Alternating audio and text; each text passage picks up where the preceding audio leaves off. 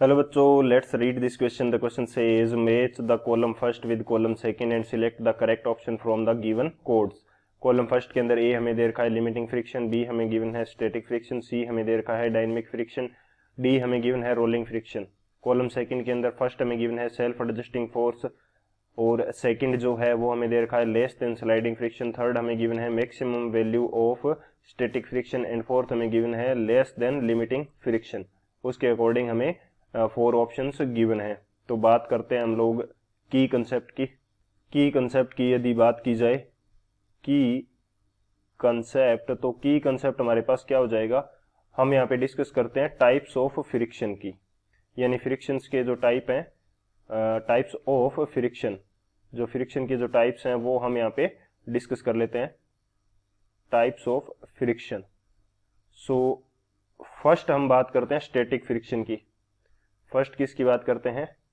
Static friction. Static friction हमारे पास कब apply होगा? जब हमारे पास कोई भी टाइप की मूवमेंट दोनों कॉन्टेक्ट सरफेसेस के बीच में नहीं हो रही है।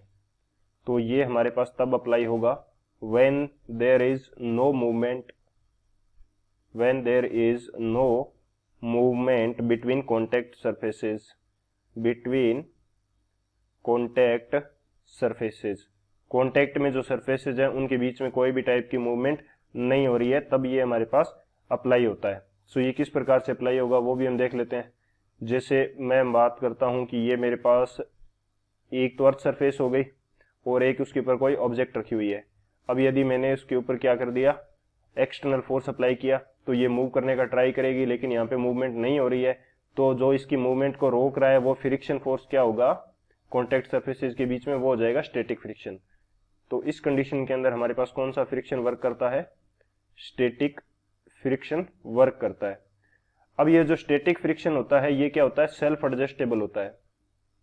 ये क्या होता है? सेल्फ एडजस्टेबल, यानी कि एक्सटर्नल फोर्स जो है उसके अकॉर्डिंग अपने आप को एडजस्ट कर लेगा। जब तक मोशन नहीं हो रही है तब तक यदि एक्सटर्नल फोर्स की वैल्यू मैंने 18 न्यूटन दे दी तो फ्रिक्शन फोर्स भी 18 न्यूटन हो जाएगा। यदि 19 न्यूटन दे दी तो फ्रिक्शन फोर्स भी इतना ही हो जाएगा। 20 न्यूटन दे दी तो फ्रिक्शन फोर्स भी कितना हो जाएगा? 20 न्यूटन हो जाएगा। दोनों की वैल्यू इक्वल रहेगी तो मोशन होगी नहीं। सो ये हमारे पास क्या होता है? स्टैटिक फ्रिक्शन होता है। और स्टैटिक फ्रिक्शन की जो मैक्सिमम वैल्यू होती है, मैक्सिमम वैल्यू, इसको हम क्या बोलते हैं? लिमिटिंग फ्रिक्शन बोलते हैं। इसको हम बोलते हैं लिमिटिंग फ्रिक्शन। इस लिमिटिंग फ्रिक्शन या मैक्सिमम वैल्यू के जस्ट बाद में हमारे पास क्या होगी? मोशन स्टार्ट होती है। तो ये वो पॉइंट है जहां पे इसके बाद से मोशन स्टार्ट होगी। तो लिमिटिंग फ्रिक्शन यदि मैं इस सेम एग्जांपल के लिए 24 कर देता हूं तो 24 न्यूटन तक जब मैं एक्सटर्नल फोर्स लगाऊंगा तब तक कोई मोशन नहीं होगी। जैसे ही मैं 24 से ज्यादा कर दूंगा, 25 मैंने किया, तो उसके बाद में क्या हो जाएगी? मोशन स्टार्ट हो जाएगी। और जब तक मैं 24 नहीं करता उससे पहले मैं चाहे जितना भी फोर्स लगाऊं, एक्सटर्नल फोर्स, फ्रिक्शन फोर्स की वैल्यू उसके अकॉर्डिंग हो जाएगी। 12 लगाया तो 12 न्यूटन फ्रिक्शन हो जाएगा, और 15 लगाया तो 15 न्यूटन हो जाएगा, 20 लगाया तो 20 न्यूटन हो जाएगा। सो ये हमारे पास static friction and limiting friction होते हैं। उसके बाद में हम बात करते हैं काइनेटिक फ्रिक्शन या डायनेमिक फ्रिक्शन जिसको बोलते हैं। या तो काइनेटिक फ्रिक्शन या डायनेमिक फ्रिक्शन इनको बोला जाता है। अब ये क्या होते हैं? जब हमारे पास मोशन हो रही है, जैसे अर्थ सरफेस के ऊपर कोई ऑब्जेक्ट रखी हुई है, इसके ऊपर मैंने एक्सटर्नल फोर्स अप्लाई किया है।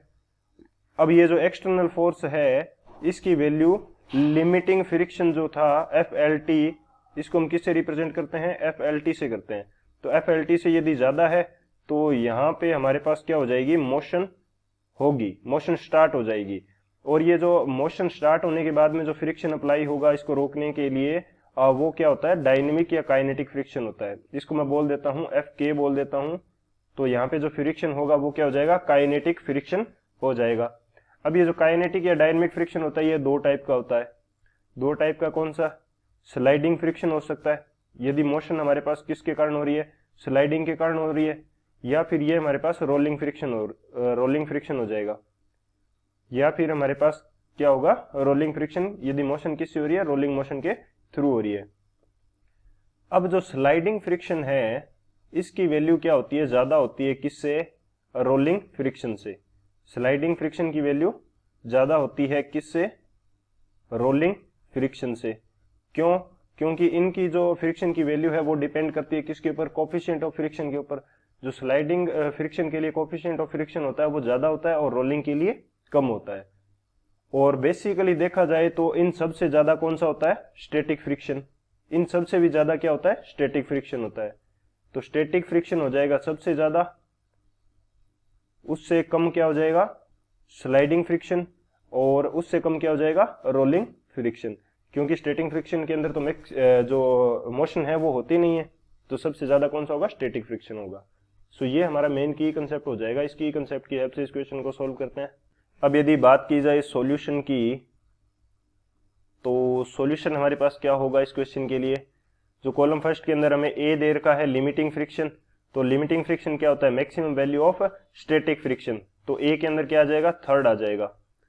सो ए जो है, ए के अंदर हमारे पास क्या आ जाएगा? थर्ड। बी में हमें क्या दे रखा है? बी में हमें गिवन है स्टैटिक फ्रिक्शन। स्टैटिक फ्रिक्शन क्या होता है? सेल्फ एडजस्टेबल होता है। हमने बात करी थी अभी कि अकॉर्डिंग टू एक्सटर्नल फोर्स या एक्सटर्नल फोर्स जो भी अप्लाई किया गया है उसके अकॉर्डिंग ये अपने आप को एडजस्ट कर लेता है, तो सेल्फ एडजस्टेबल होता है। तो बी के अंदर क्या आ जाएगा? फर्स्ट आ जाएगा। सी के अंदर क्या आएगा? सी हमारे पास गिवन है डायनेमिक फ्रिक्शन, या जिसको काइनेटिक फ्रिक्शन भी बोलते हैं। तो काइनेटिक फ्रिक्शन क्या होता है? लिमिटिंग फ्रिक्शन से कम होता है। लिमिटिंग फ्रिक्शन क्या होता है? स्टैटिक फ्रिक्शन की मैक्सिमम वैल्यू है। और डायनेमिक फ्रिक्शन या काइनेटिक फ्रिक्शन के जो दोनों पार्ट थे, स्लाइडिंग फ्रिक्शन और रोलिंग फ्रिक्शन, वो दोनों क्या होते हैं? स्टैटिक फ्रिक्शन से कम होते हैं। तो सी के अंदर क्या आ जाएगा? फोर्थ आ जाएगा। सी के अंदर हमारे पास आ गया फोर्थ। और डी जो बचा उसके अंदर हमारे पास क्या आ जाएगा? सेकंड आ जाएगा। और बेसिकली हम इसको चेक भी करेंगे कि सेकंड आ रहा है या नहीं आ रहा। डी हमें क्या देखा? रोलिंग फ्रिक्शन, और रोलिंग फ्रिक्शन की वैल्यू क्या होती है? कम होती है किससे? स्लाइडिंग फ्रिक्शन से। तो सेकंड में हमें क्या देखा? Less than the sliding friction. तो ये भी हमारा करेक्ट है। तो कौन सा हमारे पास करेक्ट ऑप्शन होगा? ए के अंदर हमारे पास क्या आ रहा था? ए के अंदर आ रहा था थर्ड। तो हमारा फर्स्ट नहीं हो सकता, सेकंड हो सकता है, और थर्ड नहीं हो सकता, फोर्थ हो सकता है। बी के अंदर हमारे पास क्या आ रहा था? स्टैटिक फ्रिक्शन, जो कि सेल्फ एडजस्टेबल होता है, यानी फर्स्ट आ रहा था, तो सेकंड भी हो सकता है और फोर्थ भी हो सकता है। सी के अंदर हमारे पास क्या आ रहा था? डायनेमिक फ्रिक्शन, जो कि लेस देन लिमिटिंग फ्रिक्शन होता है, तो सेकंड तो नहीं हो सकता, जबकि फोर्थ हो सकता है। और डी के अंदर सेकंड आ जाएगा। तो कौन सा ऑप्शन करेक्ट होगा? जो ऑप्शन डी है वो हमारा करेक्ट होगा। So option D is the final answer. I hope you understood it well. Best of luck. Thank you.